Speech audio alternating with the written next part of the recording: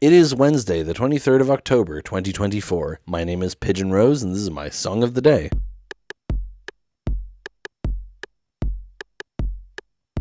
Here we are with the third song on the Broken Bride EP by Ludo. Today we're talking about 2, Tonight's the Night. So, even though this is the third song, it's titled 2 because we're returning to the perspective of the narrator of the original song. Last we saw our narrator, he was stuck in the dinosaur past, trying to rebuild his time machine to get back in time to see his wife. And this song basically chronicles him rebuilding the time machine. Honestly, I don't think I'm going to have a lot to say about this song. It's probably my least favorite on the album because it feels almost like filler. There's like nothing new in it really, but we're going to get into that, I suppose. It's a catchy song. Yeah, I shouldn't say any more. Let's just listen to it and then come back in a few minutes and talk about it.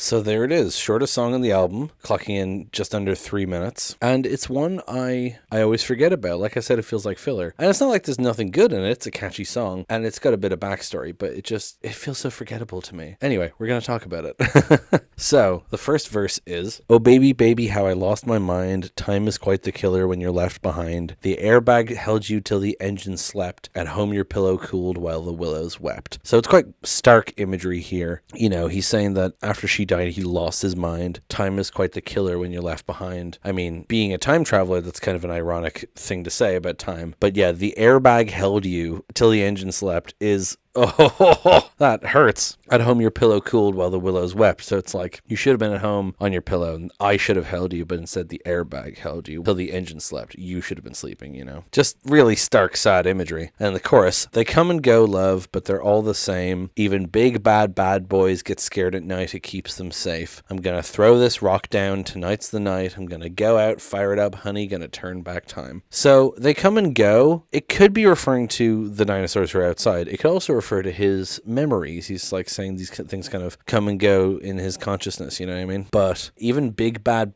boys get scared at night. It keeps them safe. I mean, he's talking about survival instincts, right? But I think he's saying how he's kind of hid himself away in the cave. He's waiting for the dinosaurs to go away, but now he's going to throw the rock down. Tonight's the night. I'm going to go out, fire it up, honey, going to turn back time. So he's like, you know, tonight's the night. The dinosaurs are going to go away. I'm going to go get in that time machine and turn back time. Then the second verse, "Remember in the summer when I held your hand on the southern shore finding fossils in the sand. Oh baby, maybe someday you will find me on that beach beside you again." So this is a really interesting thing here. He's talking about a time in the summer when they would walk hand in hand down a beach looking at fossils in the sand, which is a sort of an ironic twist of fate because now he's among the dinosaurs. It's where the fossils came from. And so he says, "Maybe someday you will find me on that beach beside you again." And the presumed reading of that is he's saying, you know, I'm going to go back in time and save your life. So maybe we'll go looking on those beaches again, and you know, he'll have the new memories of these dinosaurs. So maybe he'll have interesting things to say about the fossils. But also, like, you could also read it as, I'm going to die here and I'm going to become one of these fossils, and you're going to find my fossil in the sand. It's kind of an interesting double meaning to this verse. It's both hopeful and not, you know, he's kind of covering both angles. And then you get the chorus again, and then there's an instrumental. Oh, I should say, by the way, actually, in the chorus, there's backing vocals. So he goes, "They come and go, love." And in the background you hear, "Come and go, but they, da da da da da da da."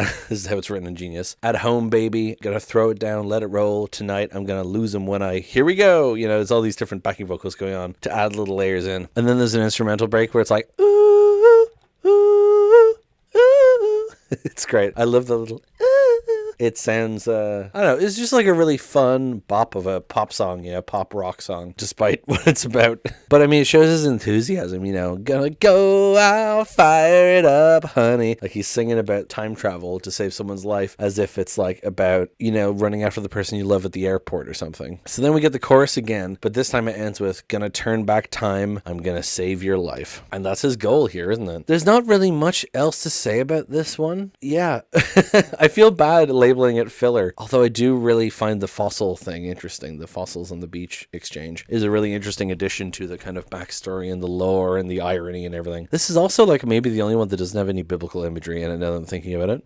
Well, I don't think Morning in May really does either. Anyway, Yeah, it's just like a kind of a chirpy pop song about the thing. The implication at the end is that, like with the "I'm gonna save your life," I can see it if it was a movie. I can see him like flipping the switch at that moment. You know, "I'm gonna save your life," ka-chunk, and then he disappears. And then the next song, you see him traveling again. There were, in fact, actually stage productions of this EP. There have been various stage productions, both in like schools and various places. I remember watching one on YouTube. I don't know if it's still there, but it's really interesting to see like the story actually laid out like that, especially seeing like the choir of zombies singing the whole, you know, my great king in Save Our City. Anyway, this is going to be probably the shortest episode of the show so far, but thank you so much for listening. We'll continue tomorrow with part 3, The Lamb and the Dragon. That's an interesting one. I think that's definitely the longest song on the EP, and it's a hell of a thing. There's movements to it. Anyway, yeah, so that's going to be it for today. Thank you so much for listening. Please hit like, hit subscribe, leave a comment down below. Tell me what you think. Tell other people about this show. Thank you so much for listening, and I will talk to you tomorrow. Break it down.